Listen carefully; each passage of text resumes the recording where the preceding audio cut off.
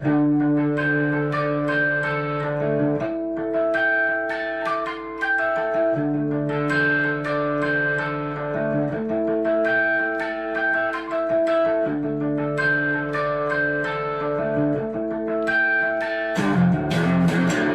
David Brewster here with the Brewster's Millions of Rants, and this is Eddie Van Halen's Mastery of Harmonics. And I definitely need a little bit of time just to process, what happened with Eddie last month.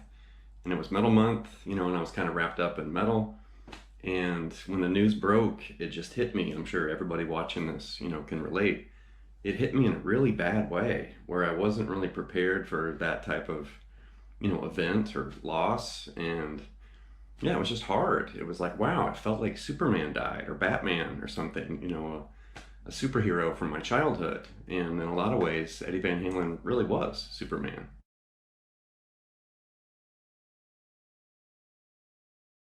So I've already devoted a lot of, lessons to Eddie and the music of Van Halen. 2 chord plays, a 3 for all, Brewster's Millions of Rant, episode, and a Breaking Chords episode where we kind of talked about the arpeggios and kind of chord-based sounds that were produced, when Eddie would start tapping, like Eruption and Spanish Fly and Hot for Teacher, in some of those songs.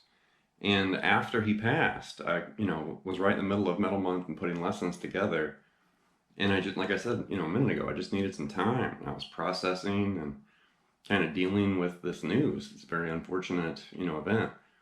And at first I thought I was just going to make this giant, Van Halen rant. And I very well might do that again. I did already, one rant based around Van Halen. But instead of doing that, I thought, why don't I like really get in the trenches and we're all going to get our hands dirty with certain things that Eddie really excelled at and really did well. And of course, that's tapping and soloing. And of course, also rhythm and, his chord vocabulary and everything. And then all those neat noises that he was just a master of producing. I think that changed and revolutionized the way guitarists looked at the guitar. Because not only was he, tapping, he had the Brown sound and the Frankenstrat and all this stuff, and, wowing people with his, soloing, but his rhythm ability, his chord vocabulary, and all these different noises that, popped up in his music the entire time. And so the first thing I wanted to hit here were harmonics, because they literally appear on every single Van Halen album. Certain songs are based around harmonics, other songs just have little fills and, they just kind of pop up randomly.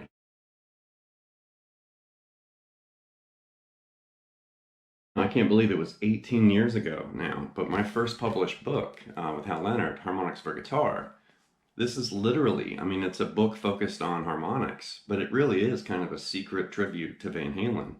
And there's other people too, Billy Gibbons and Segovia, and there's a lot of people I mentioned in this book, Lenny Barreau. But with Van Halen, really, honestly, for me, he's the entire reason I started playing guitar. A massive influence as a preteen and teenager, in my early years or whatever. I was obsessed with Van Halen for years and years and years. But really, this book would have never been written, or I wouldn't have really been inspired, to try writing this without his influence on me. So as soon as I started putting this together, the first thing I did is I went through every Van Halen transcription book and listened to, every Van Halen album just to absorb all those ideas. And I'm very proud, of this book 18 years ago. But yeah, some of the ideas that we're going to talk about in this lesson are featured in that book too. But Eddie's just a master of, many, many different things. But one thing he was definitely a master of was using and incorporating harmonics in a very, musical and creative way. And just to be sure that we're all on the same page and the same starting point, a harmonic, as far as for stringed instruments, it's basically a subdivision of a tuned string is one definition that I've seen before.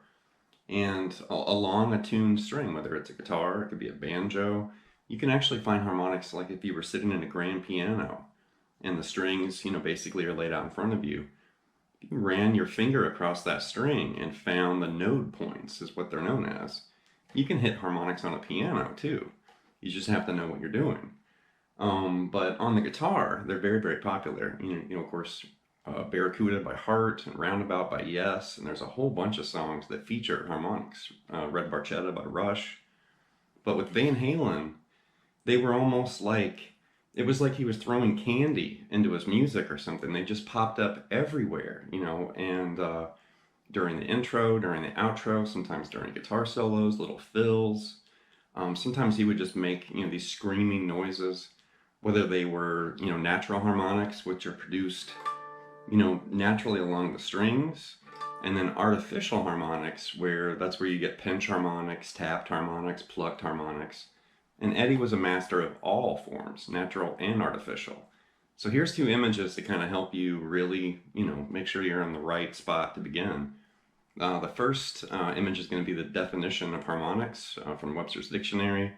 And then the second image just has like 5 tips to kind of help you really produce these sounds on the guitar.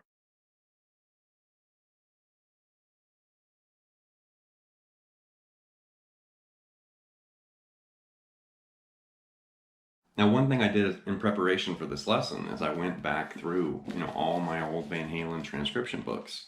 And honestly, I hadn't gone through these in years. It had been a while. And you know, I went through and listened to a bunch of Van Halen, you know, again. But the interesting thing that I noticed when I went through those books, I hadn't even opened some of those in several years. And I had this Amadeus moment, you know, like from the movie Amadeus. I wasn't listening to the songs. I was just looking at the transcriptions and just noticing every place that a harmonic popped in. But the funny thing with the original, you know, 6 Van Halen albums, I could actually just look at the transcription book and I could hear the music in my head. And like I said, it reminded me of Amadeus. I was like, man, this is so weird because I am so familiar with that music. I didn't even need to hear it. You know, I could just see it on the page and I could hear it in my head. It's like, oh yeah, there's that little harmonic lick that comes in right in the middle of that verse or whatever. And David Lee Roth screamed or whatever. And there's a harmonic there. And that was really, you know, eye-opening for me because I'd never really noticed that I was able to do that until, you know, literally yesterday.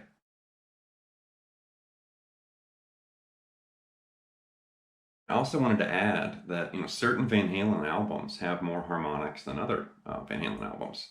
The first 2 are just loaded with harmonics. They're all over the place. Women and Children First doesn't really have as many. Fair Warning has more. And then Diver Down, you know, has some, but not as many definitely not as many as the first 2 albums. 84 has, you know, harmonics. 5150 kind of does, you know, I mean, they're in pieces and parts. OU 812 has harmonics. For Unlawful Carnal Knowledge, you know, has harmonics kind of, you know, splattered around. Van Halen 3. So it's something, you know, it's something that happens on every album, you know, whether it's the earliest albums or the most recent, you know, Van Halen albums. And it's just really interesting to notice, you know, like the early days and the habits that he had using harmonics. And then you just basically go through every album and all these different eras of the band. And he continued to kind of harvest and mutate and change his ideas, which is really interesting. You could see his ability grow, you know, as Van Halen went along. All right, with the opening, that was Top Jimmy from 1984. And it's in open D7 tuning, for one thing. And I do want to admit, I had never, ever tried to play that until technically yesterday. Because, you know, it's in a funky tuning. I remember when I was younger, you know, I had Kramer and Ibanez guitars, and they had locking nuts, and I never really retuned for that song. And I never really dove into Top Jimmy before. And then, you know, like I said, in preparation for this lesson, I thought, you know what? I've never even played that intro before. So I grabbed my Les Paul, tuned to open D7 tuning, and started playing with it. And I thought, man, this is so cool to visit something that I just kind of put on that back burner endlessly until I actually had a reason to, you know, to practice and learn that. And then once I did, I was like, man, why did I wait so long for Top Jimmy? But anyway, here's an image to kind of help you understand what open D7 tuning means. So at the top is standard tuning, and at the bottom is open D7 tuning.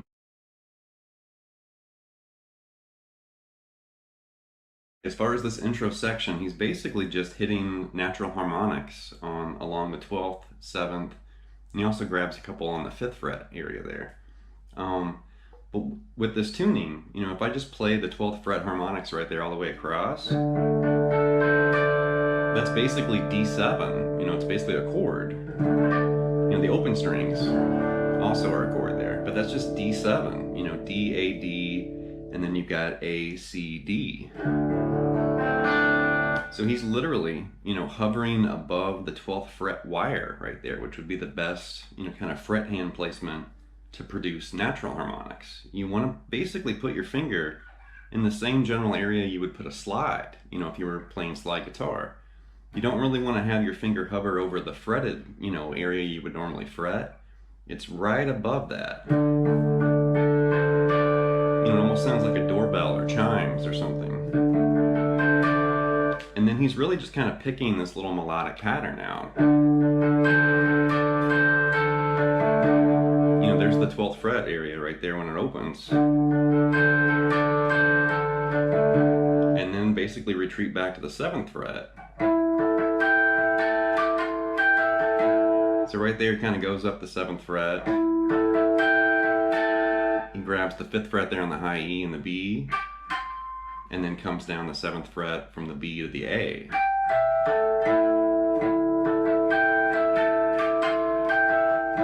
And then when you return to the 12th fret, you've got a little different, pattern of harmonics. And there he's actually going through all the strings. And then do a similar thing on the 7th fret right there. And then the second time there, it changes up a little bit more. And then that's the 5th fret on the B and the 5th fret on the G.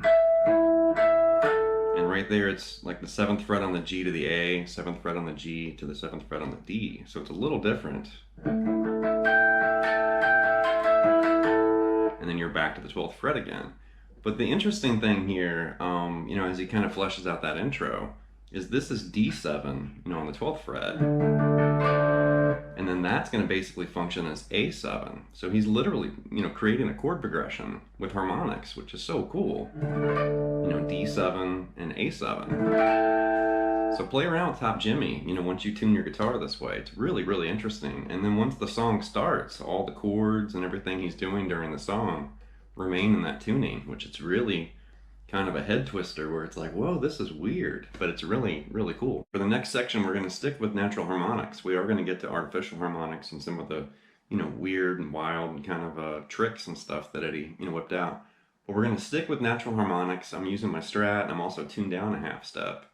And there is, like certain things, if you really start analyzing Van Halen's music, you'll see there's little habits and things that he obviously really was fond of doing and refining and improving.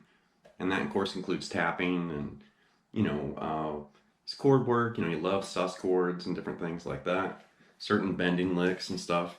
But with harmonics, you could see these habits and these kind of things that he would explore.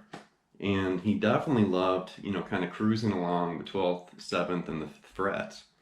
And he also explored some of the, nether regions down here between like the, the 3rd and 4th fret too. But you can definitely see, those three areas a lot as far as his harmonic fills.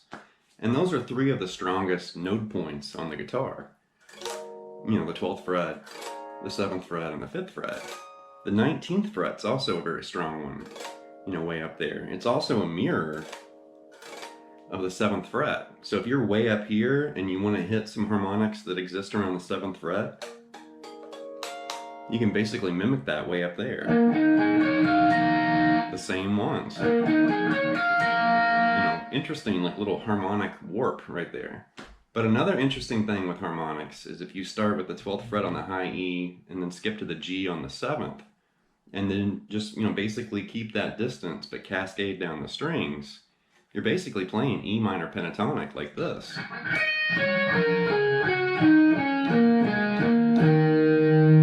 E minor pentatonic.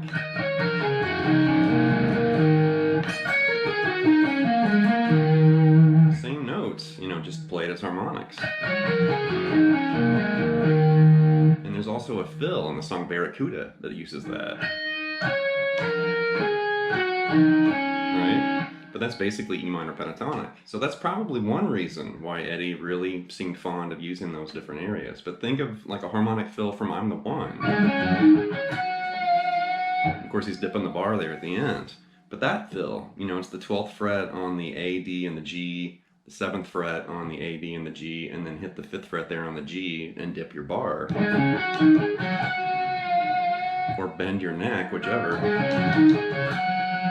And then in the same song, 12th fret, A, D, and G, and then you're going to basically come backwards on the 7th fret there on the G and the D, and then go up the 5th fret, D, G to B. Like that. You know, really cool, and it's musical. You know, I mean, it might just sound like these pinging noises, but if you really listen to, you know, what he produced, there's a little melody right there.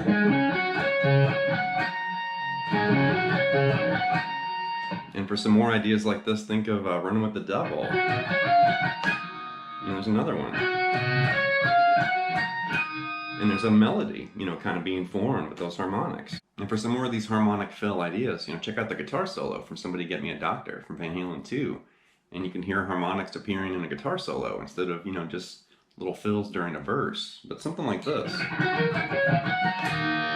And right there you can see he's targeting the 4th fret on the D right there, which is really interesting. And definitely you can hear him, you know, exploring that. You know, look at songs like Pound Cake, you know, much later in, you know, the Sammy Hagar era. But there is kind of this little path that you can hit if you like that 4th fret area. And I'm just really hitting the 4th there on the low E, and then the 5th on the A and the D. And then the 4th on the A, the 5th on the D and the G. 4th on the D, and then the 5th on the G, B, and high E. And just creates this little lick.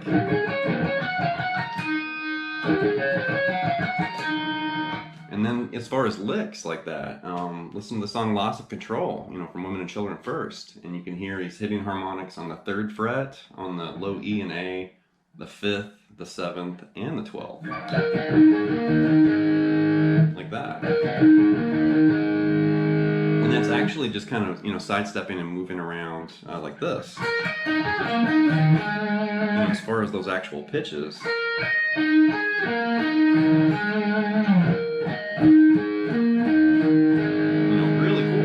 So if you start thinking that way, you might be able to unravel and kind of find, you know, melodies using harmonics instead of fretting them, you know, which is really inventive. Up next, we're going to focus on artificial harmonics. And Eddie literally just had, you know, dozens and dozens of these wild and really unique ideas using artificial harmonics.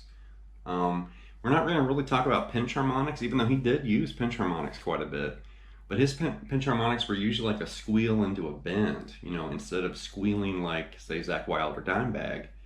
You know, Eddie would squeal, but not the same way. You know, it was usually just making this really high pitch, you know, bend, instead of the squealy kind of metal sound that you hear guitarists use. But the first area here is going to be tapped harmonics. And, you know, they're everywhere in Van Halen's music, whether it's during one of his live solos or, you know, solos and recordings, you know, in songs. Sometimes just little fills and stuff in songs, interludes and stuff. But, you know, we are going to be tapping. But it's not really like, you know, regular tapping, you know, not like this. You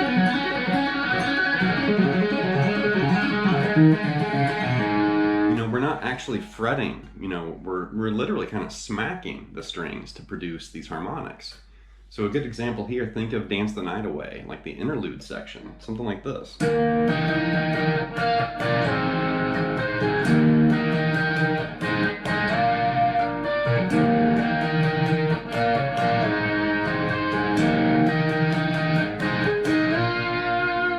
What's happening there is there's, you know, like this little trio of triads right there, you know, E major, B major, and A major, you know, with your fret hand.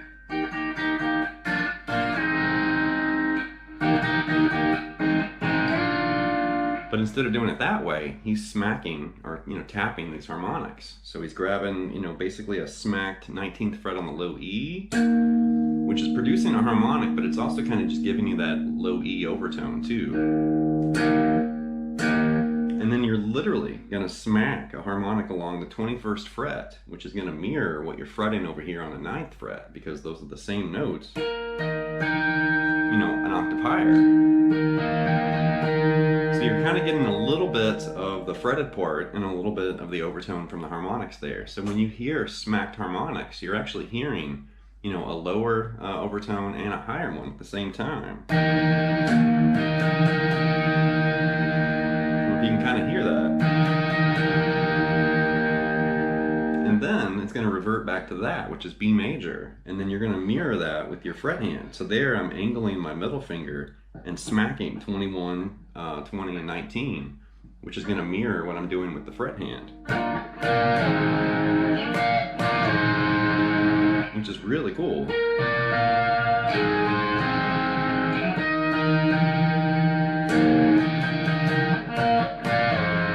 then you want to smack that and then slide it down to A. Repeat the first part again. And then reverse what you did before. Now start with A, and you're going to smack right there 19, 18, and 17, and then slide, you know, that chord with your fret hand up to B.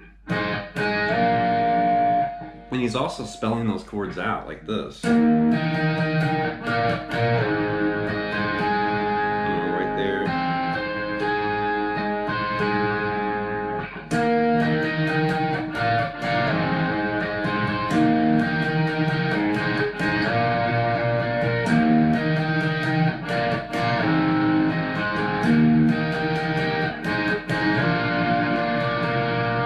For another idea based around chords, think of the opening from Spanish Fly, you know, very famous and familiar opening.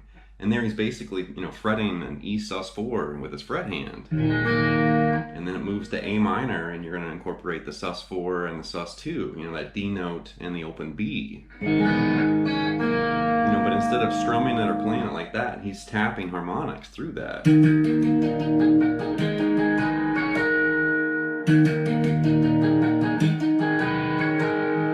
So cool. And it's just really interesting and unusual to think about chords that way, because once you find some cool, you know, chord voicings or something with your fret hand, then you can experiment kind of smacking and tapping them out with your picking hand. Aside from tapping chords, Eddie also loved tapping single notes too. Think of the intro to Romeo Delight from Women and Children First. And spoiler alert, Romeo Delight's one of my favorite Van Halen songs. It's really cool. But something like this.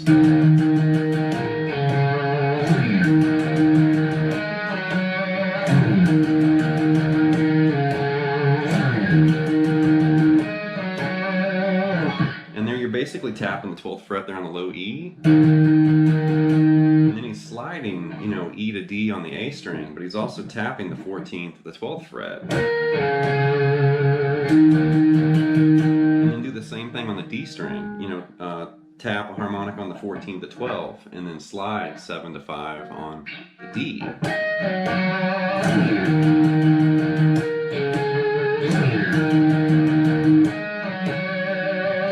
For another take on these tapped, you know, harmonics, another thing Eddie did a lot, whether it was in, you know, live guitar solos or in songs. You can hear this, you know, during the Push Comes to Shove guitar solo, one of Eddie's greatest, you know, guitar solos. But during that tune, you can hear him bending a note, kind of finishing a phrase, but bending a note with his fret hand, and then he taps 3 harmonics, you know, kind of connected to that same note. And then Eddie did this, you know, in lots of other songs too, Mean Street and some other songs. But this, you know, when you hear this kind of gradual, you know, increase, or like kind of goes up in pitch. So there's a little pattern right there where you're holding the 9th fret, and then you're finding these note points on the 21st, 16th, and 14th fret. And when you smack the harmonic, instead of hovering over the fret wire like we did earlier for natural harmonics, when you smack these, you actually want to hit kind of where you would normally fret, but you're smacking or tapping right there. Like that. So don't go for the wire, go for that, you know, the fret space. And then if you move that back to the 7th fret, then you're going to move all those note points back too. Now it's 19, 14, and 12.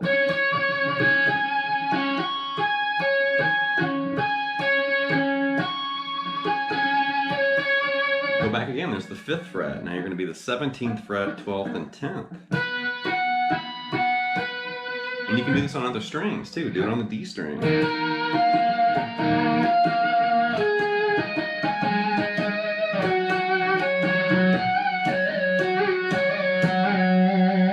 And then the high E string is really tough, but if you can get them,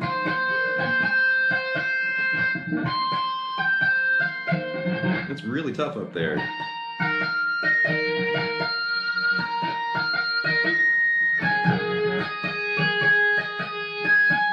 You know, it's like dogs can hear those, but that's really interesting. And Eddie did that all over the place. This last section, we're going to focus on some of Eddie's, harmonic tricks. And to some of you, you might think harmonics, are tricks. But these are literal, tricks that Eddie would kind of whip out. And the first one is kind of the rolling harmonic, these kind of gliding harmonic effect. And I think the first time he ever, kind of whipped this out was on Van Halen 2, on songs You're No Good and Somebody Get Me a Doctor. You can kind of hear him doing this, like this. And he also was doing it on the D string. I think it's on the G string for Somebody Get Me a Doctor, and it's on the D string for You're No Good. But literally what I'm doing there is I'm pulling off, B, A to G on the G string, 4, 2, 0. And then with the kind of karate chop side of my picking hand, I'm literally just lightly laying it across that G string, and I'm also moving my hand, which is going to generate all these random harmonics. Something like that. Do it on the D string too. And another thing Eddie loved to do with that is he would move, like say along the G, the D, and the A string, and just randomly move through those 3 pull-offs while also moving your hand around like this.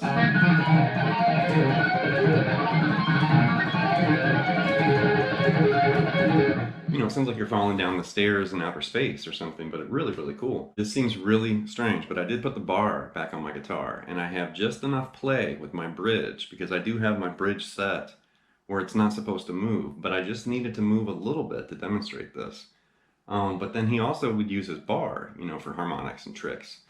And aside from like the diving harmonics, and all that kind of stuff, this is the elephant trick, and this is really, really cool. But what you want to do is roll your volume off, and then you're going to hit natural harmonics on the 5th on the G, 7th on the B, and 12th on the high E with your volume off, okay? So hit those 3, and then you're going to reach over here and grab your bar, and then your picking hand is literally going to manipulate the volume knob. So that there's a process to this, trick, but 5, 7, 12, like that. And then what you want to do is turn your volume up, and then you're going to dip your bar, return it to normal, and then dip it more, just like I did. Like this. And you're literally trying to mimic an elephant. Just think of an elephant roaring, and that's the sound you want to produce right there. But here's a famous clip of Eddie doing what I just did right there, the elephant trick. Let me do my elephant for you, okay? Ah, man. That's going to wrap this episode of Brewster's Millions of Rants with Eddie Van Halen's mastery of harmonics. And, I didn't demonstrate every harmonic. This video would probably be like 3 hours long if I sat there and played every single harmonic that Eddie ever recorded. There's a bunch. They're scattered all over, every album. But there's something you can really pick up and learn from this. And to me, especially like that last example with the elephant noise, there's this really kind of just reckless, abandon, kind of carefree spirit when you're approaching these kind of techniques and ideas, because it's random and you're dealing with overtones and these, implied sounds and stuff. So that's really, inspiring. At least it was for me, for sure. When I was a kid, I couldn't play Van Halen solos, but I could play some of the chords, and I could also play these harmonics. As soon as I found harmonics, I thought, well, hey, I can't play Eruption, or I can't play Hot for Teacher solo, or whatever, but I can play these harmonics, and I think that's why I kind of clung to them early on, because all the wild, wicked stuff I couldn't do. But I could, play some of those sounds, and to my ear, it sounded like Eddie, where I thought, well, hey, that's progress. I've got this little harmonic thing that I'm into. Next thing I knew, I wrote a book about it, and I've taught them to students and used them in my own music and all sorts of stuff. I don't really know how to explain it other than saying, harmonics are very interesting. Obviously, Eddie Van Halen's very interesting.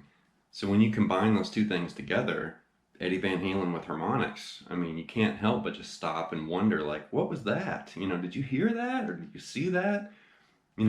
Producing things that people just really haven't seen or heard before. And I don't know. And there's definitely a lot you can, kind of tap into and develop of your own design, So use some of Eddie's ideas and then be creative and experiment and see what you come up with. Because you never know. You might write, like a new riff or part of the solo or whatever, using some of these ideas and kind of mutating them. So anyway, leave some feedback and some comments. Please subscribe to Late Night Lessons, and I'll be back before you know it with more content material. Thank you.